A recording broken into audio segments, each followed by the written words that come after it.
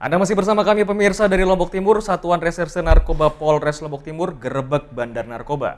Tersangka merupakan residivis ex-TKI yang dideportasi dari Malaysia karena kasus perampokan. Dari tangan tersangka, polisi sita 595,33 gram sabu sebagai barang bukti. Rumah terduga bandar narkoba Ramli Ahmad, 38 tahun, yang ada di areal persawahan di Desa Pau, Pampang, Sukamulya, Lombok Timur, digerebek polisi. Saat penggeledahan badan, awalnya polisi tidak menemukan barang bukti sabu, namun setelah diinterogasi, petugas menemukan hampir 600 gram sabu yang disembunyikan dalam lemari tersangka.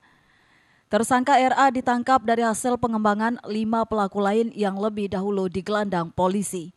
Pelaku merupakan residivis ex-TKI yang dideportasi dari Malaysia karena terlibat kasus perampokan.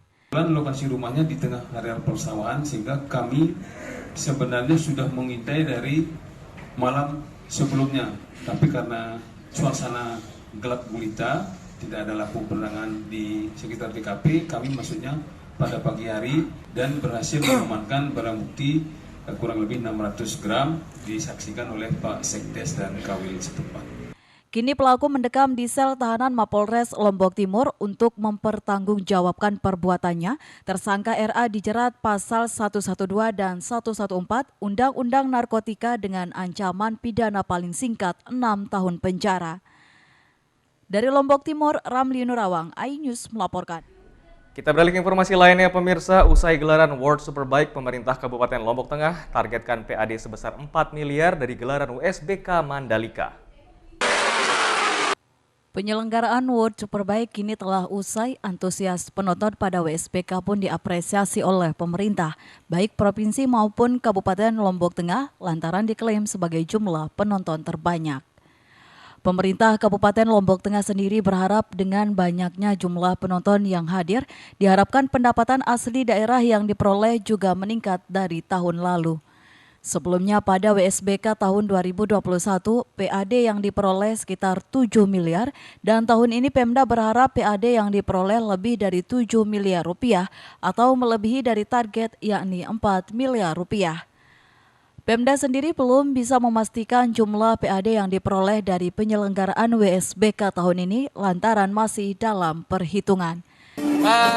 Kalau dulu sekitar 7 miliar ya di WSBK, sekarang udah sama. Itu dari pajak hiburan. Dan saya pikir kali ini mungkin lebih kecil, nanti aja kita lihat ya. Sekitar berapa Bang Bupati? Sekitar berapa? Dulu sekitar 4 sampai 7 nah. Kalau peningkatan perekonomian kita berapa persen dengan saya belum lihat cek di bagian ekonomi. Ya. Selain peningkatan PAD, Pemda berharap USBK tahun ini juga memberikan dampak yang besar dalam peningkatan perekonomian masyarakat. Dari Lombok Tengah, Emma Widiawati, iNews melaporkan. Pemirsa, pasca gelaran WSBK Mandalika, kasus COVID-19 di Provinsi NTB masih terkendali dan warga dihimbau tetap terapkan SOP COVID-19 dan segera vaksin booster. Pasca WSBK Mandalika, penambahan kasus COVID-19 tidak ditemukan di NTB. Namun masyarakat diminta untuk tetap waspada karena peningkatan COVID-19 bersifat masih fluktuatif, sehingga pemerintah meminta masyarakat tetap waspada. Kepala Dinas Kesehatan Provinsi NTB menghimbau masyarakat agar tetap waspadai COVID-19 seiring adanya varian baru Omikron yang mulai ditemukan di dunia. Pandemi COVID masih ada dan tentunya mengacu pada Inmendagri yang terbaru bahwa kita memang masih posisi pada level 1. Nah, memang setiap penonton yang masuk harus mengakses Peduli Lindungi. Ya, jadi itu yang penting dan syarat untuk mengakses Peduli Lindungi tersebut tentunya sudah melakukan vaksin lengkap, ya, minimal vaksin lengkap ya. Hingga saat ini laporan rate of bed rumah sakit di NTB masih aman terkendali dan peningkatan COVID di NTB masih dapat ditangani. Untuk pencegahan COVID-19, warga dihimbau tetap menerapkan SOP COVID-19 dan pemerintah gencar melakukan vaksinasi. Dari Mataram, Vinka Andini, iNews melaporkan.